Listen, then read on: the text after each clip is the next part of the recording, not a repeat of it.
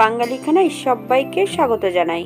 খুব পুরনো দিনের একটা রান্না, যেখানে একদমই তেল মশলা নামমাত্র দিয়ে রান্নাটা খুব সহজে আপনিও শিখে নিতে পারবেন ছোট ছোট টিপস সহ।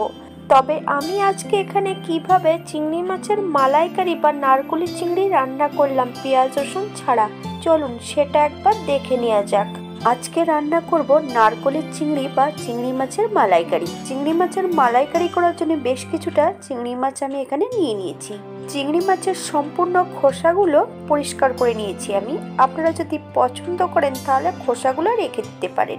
সাইডটাকে কেটে ভেতরের নোংরাটা বেশ সুন্দর করে পরিষ্কার করে নিয়েছি। আপনারা আপনাদের পছন্দ মতন মাছগুলো পরিষ্কার করে নেবেন।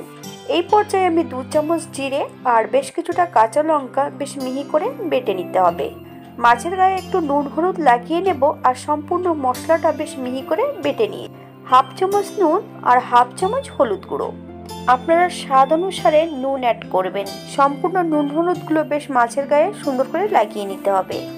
এই পর্যায়ে সম্পূর্ণ বাটা মশলাটা অ্যাড করতে হবে। 2 চামচ কাঁচা সর্ষের তেল।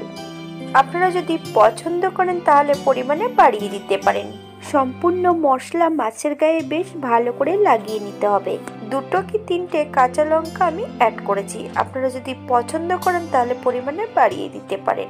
মাছগুলো ম্যারিনেট করার পরে 10 থেকে 15 মিনিটের মতন রেখে দিতে হবে। আপনাদের হাতে যদি সময় থাকে তাহলে বেশি সময় রেখে দিতে পারেন।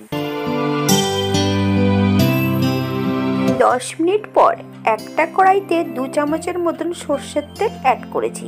এই পর্যায়ে আমি সম্পূর্ণ মাছের মিশ্রণটা অ্যাড করব। 1 থেকে 2 মিনিটের মতন মিডিয়াম আঁচে বেশ ভালো করে নেড়েচেড়ে মিশিয়ে দিতে হবে। আপনারা যারা পেঁয়াজ রসুন পছন্দ করেন তাহলে তেলের মধ্যে সবার প্রথমে পেঁয়াজ রসুনটা অ্যাড করবেন।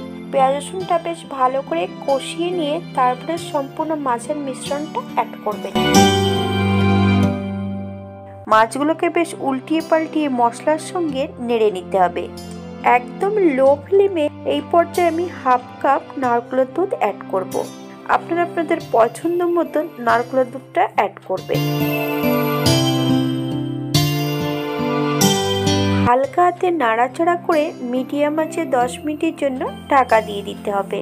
কিন্তু ঢাকা খুলে মাঝে মাঝে একটু নেড়ে দিতে হবে যাতে কড়ার নিচটাতে লেগে না যায়। 10 মিনিট পর ঢাকা খুলে আবার একটু হালকা হাতে একটু নেড়ে চেড়ে নিতে হবে যাতে মাছগুলো ভেঙে না যায়।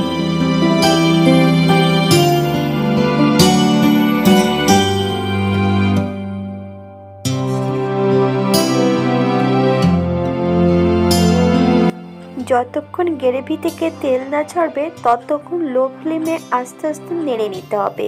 ঠিক এই পর্যায়ে আমি গ্যাসের ফ্লেমটা অফ করে দেব। 1 চামচ কাঁচা সর্ষের তেল অ্যাড করব। আপনারা যদি পছন্দ করেন তাহলে পরিমাণে বাড়িয়ে দিতে পারেন।